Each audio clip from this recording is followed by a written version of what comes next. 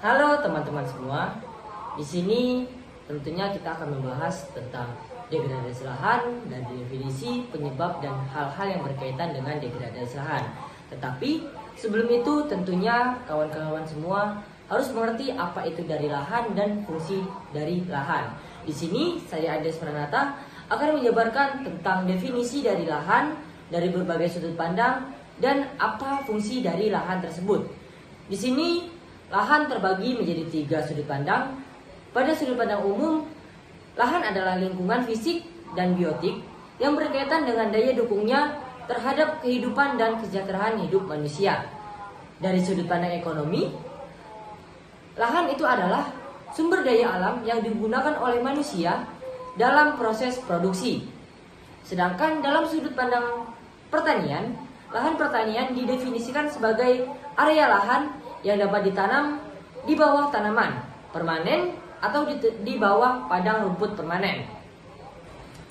Baiklah teman-teman, setelah kita memahami konteks dari definisi lahan, tentunya kita harus memahami fungsi dari lahan tersebut. Di sini fungsi lahan terbagi menjadi beberapa fungsi. Itu yang pertama ada sumber kemaslahatan bagi masyarakat. Kemudian yang kedua itu ada penghasil sandang, pangan, dan serat. Yang ketiga, itu ada habitat makhluk hidup. Yang keempat, itu ada penentu keseimbangan energi global dan siklus hidrologi. Yang kelima, ada pengatur dan penyimpanan air, serta aliran air permukaan dan air bawah tanah. Yang keenam, itu ada sumber mineral dan bahan baku untuk aktivitas manusia.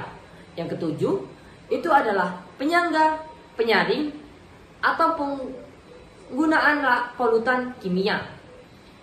Yang ke-8 itu ada ruang untuk pemukiman industri dan rekreasi. Yang ke-9 itu ada penyimpanan peninggalan kesejarahan. Dan yang terakhir itu yang ke-10 adalah pendukung dan menghambat perpindahan hewan, tumbuhan, dan manusia.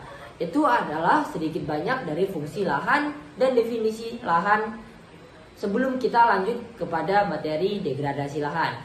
Kemudian materi selanjutnya akan diterangkan oleh rekan-rekan saya. Sekian penjelasan dari saya. Terima kasih. Selamat melanjutkan video berikutnya. Oke, baiklah. Saya Amanda akan melanjutkan materi yaitu tentang konsep dan definisi degradasi lahan. Yaitu yang pertama adalah proses yang menjabarkan fenomena yang diakibatkan oleh aktivitas manusia yang menyebabkan penurunan kapasitas lahan saat ini.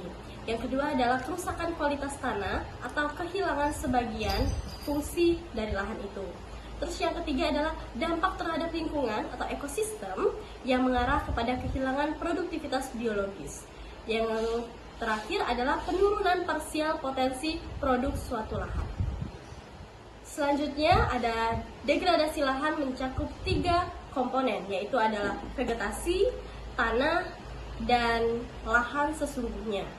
Yang pertama adalah vegetasi, mencakup penurunan biomasa, kehilangan keragaman spesies, atau penurunan kualitas seperti nilai gizi, ternak, dan hewan. Terus yang kedua adalah degradasi tanah, umumnya terjadi karena kesalahan pengelolaan oleh manusia. Contohnya kehilangan bahan organik. Terus yang ketiga adalah degradasi lahan sesungguhnya, mencakup seluruh komponen lingkungan tetapi yang berkaitan dan interaksi masing-masing komponen. Selanjutnya saya akan menjelaskan tentang penyebab dari degradasi lahan. Yang pertama itu oleh proses alami, di mana contohnya itu salinisasi dan erosi alami, yaitu dianggap terdegradasi jika terjadinya penurunan fungsi. Yang kedua itu adalah aktivitas manusia, di mana aktivitas manusia ini adalah penyebab utama dari degradasi lahan. Terus juga ada beberapa bentuk degradasi lahan, yaitu erosi air, salinisasi, kerusakan biodiversitas, padang rumput, padang pasir, kekeringan, dan kebanjiran.